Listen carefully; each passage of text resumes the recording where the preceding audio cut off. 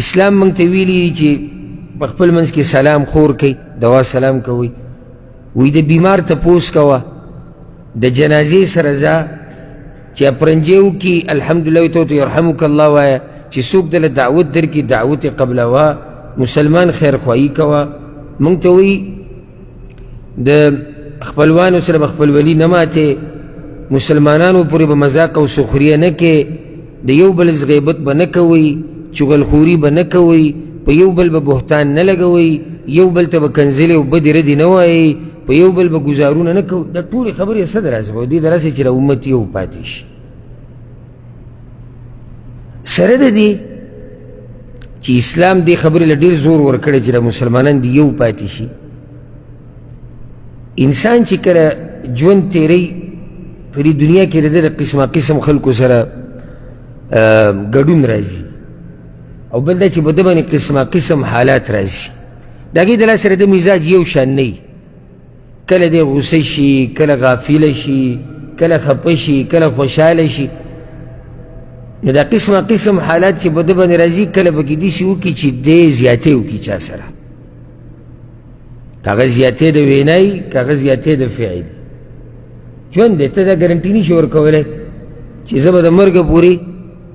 بلکل داسې خبره به زما د خولې نه نه وځي چې مؤمن ته تکلیف ورسي. دا نشي کېدی. صحیح ده، موږ به حتی الوسه کوشش کوو، خو بیا په سړي داسې حالات راشي کله چې شیطان پې غالب شي، شهوت پې غالب شي، نفس پې غالب شي، د هغې د لاسه دی یو تکلیف ورکړي یو مسلمان له، که هر قسمه تکلیف. نو اوس دا خو به کېږي، او الله ته هم پته و چې داسې به کېږي. الله رب عزت ته خو د دې بندګانو دومره پته لري چې دومره دا بندګان خپل ځان نه پېژني. نو الله موږ ته وایي یو شی، بیا الله ته دا هم پته لري چې د دوی په منځ کې به اختلاف راځي. لکه قرآن کې الله ولا یزالون مختلفین، دا خلک به دقه شان اختلاف په دوی کې الا من رحم ربک، مگر هغه څوک چې الله پرې رحم وکړي هغه به د اختلاف نه ځان ساتي. نو دا طبیعي خبره ده چې انسانانو منځ کې اختلاف به راځي. د دوی عقل د ټولو یو شان نه دی، د دې ټولو سوچ یو شان نه دی، د دې ټولو اخلاق یو شان نه دي، د دې ټولو ایمان یو شان نه دی، د دې ټولو درنوالی یو شان نه دی، د دې ټولو سړیتوب یو شان نه دی، د دې ټولو دنیا سره محبت یو شان نه دی، د دې ټولو د آخرت سره محبت یو شان نه دی. فرق دی په خلکو کې. نو کله اختلاف راشي د پلار او د بچو په منځ کې، کله اختلاف راشي د ښځې او د خاوند په منځ کې، د رونو او د رونو په منځ کې، د ګاونډیانو اختلاف راشي، د شریکانو چې تجارت کې د یو بل سره پارټنران دي او شریکان دي د هغوی په منځ کې اختلاف راشي، د کاروبار کې اختلاف راشي، د مزدورانو یو بل سره اختلاف راشي، کله د اختلاف په مال کې، کله د خبرو د لاسې، کله د وینې د لاسې، وینې تویېدو د لاسې، او داسې نور ډېر. په دې هر څه کې بیا الله موږ ته یو بله لار وښوه. دغې ما تاسو ته لږ ساعت مخکې ووایي چې الله رب العزت نه غواړي چې د امت کې دی اختلاف، او دا بعض وی اختلاف د امت هغه څه دی رحمت دی. الله کوشش کوي چې دروازې د اختلاف ټولې بندې کړي، او دقه موږ ته وایي چې بندې کړي، او پیغمبر صلی الله علیه وسلم وایي مه کوئ اختلاف د یو بل سره، او د یو اختلاف رحمت دی. اوس الله ته خو پته لري چې د انسانانو طبیعت داسې دی چې دوی به د یو بل سره اختلاف راځي چې ژوند تېروي. نو الله موږ ته یو طریقه ښوولې ده، هغې ته ویلی کېږي صلح او جوړه کول د مسلمانانو په منځ کې. نو الله سوی قرآن کې سورة الانفال کې فاتقوا الله واصلحوا ذات بینکم، ویریږئ د الله نه او خپل منځ کې صلح راولئ، جوړ جاړی راولئ. نو نن به موږ خبره کوو د صلح په باره کې، او دې ته په عربۍ کې ویلی کېږي الاصلاح بین الناس، د خلکو په منځ کې صلح کول. او دې ته امت په نن سبا وخت کې ډېر ضرورت لري، ځکه چې جنگ جګړې، اختلافات، تعلقات پرې کول دا هر څه زیات شوي دي. په داسې وخت کې پکار دی چې موږ د زړه نه دا مسله واورو او دا عملي کړو.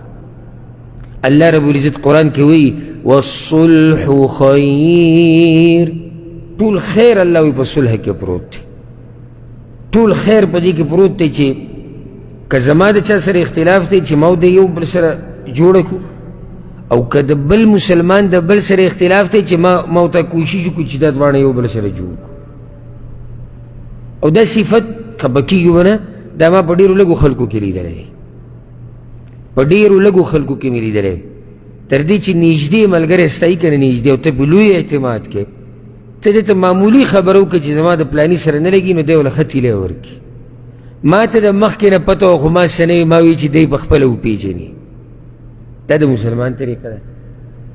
دا د مسلمان شان دی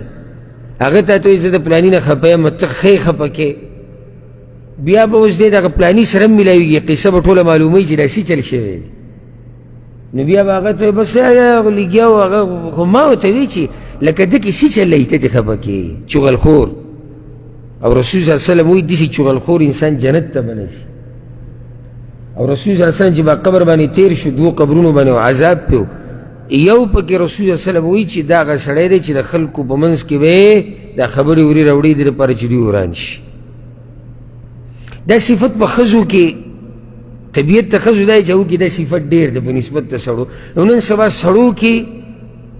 یعنې ته به حیران شي د ښځو نه هم زیات شوی دی او په سړو پورې دا صفت خو بد دی ښځو پورې هم بد ښکاري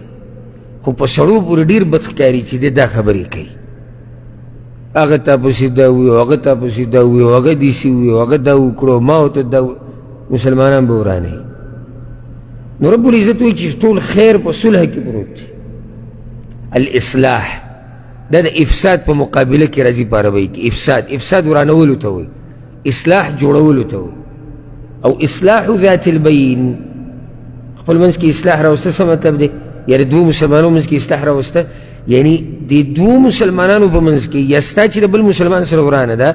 ستاسو دواړو منځ کې چې د دې جګړې کم اسباب دي خفګان چې د کمې خبرې د لاسه راغلی دی یو بل ته چې کینه پرته ده په زړه کې یو بل ته چې کم حسد پروت دی هغه اسباب ختمول دې ته څه وایي دې ته اصلاح ویلی کېږي نو اسلام موږ ته دا خوی ښوولی دی چې کله خلک د یو بل نه جدا کېږي ته کوشش وکړې چې ښې جدا کړي یو ځای کا یو بل سره یې وتړه که د چا په زړه کې چا ته څه پرته وي نو ته کوشش وکړه چې دی د زړه نه دغه خبره لرې کړي دا لوی عبادت دی لوی عبادت یعنی حتی الوسع اسلام دا کوشش کړی دی چې زموږ په منځ کې د اختلافات ختم شي نو ځکه موږ ته لار د اصلاح ښوولې ده چې اختلافات خو به راځي خو ای مسلمانه که ستا د چا سره اختلاف راشي نو تا هغه جوړ جاړی وکړئ او که دوه مسلمانان ته وینې د الله بندګان د هغوی په منځ کې اختلاف ته نو هغوی په منځ کې جوړ جاړی راوړ ته اوس دا پته شته چې دوه کافران وراني دوه کافران د دوی په منځ کې هم چغلخوري حرام ده یو سړی دا خو کافران دي نه که کافر هم دی چغلخوري په تا حرام ده دوه انسانان دی یو بل سره جنګول دوه ورانول او دا افسوس سره دا خبره کوم په بعضو قومونو کې بعضې بیماریانې د نورو نه ډېري او په بعضو کې بعض ښه صفات په نسبت د نورو قومونو ډېري زموږ پښتنو کې چې کوم بد صفات دي او په نسبت د نورو قومونو من کې ډېر دي پای کې یو بد صفت دا دی چې دا دوه کسان ورانول اوس که ته دا وایې چې زه یې نه منم مې منه خو دا خبره خو بلکل ښکاره ده چې پښتن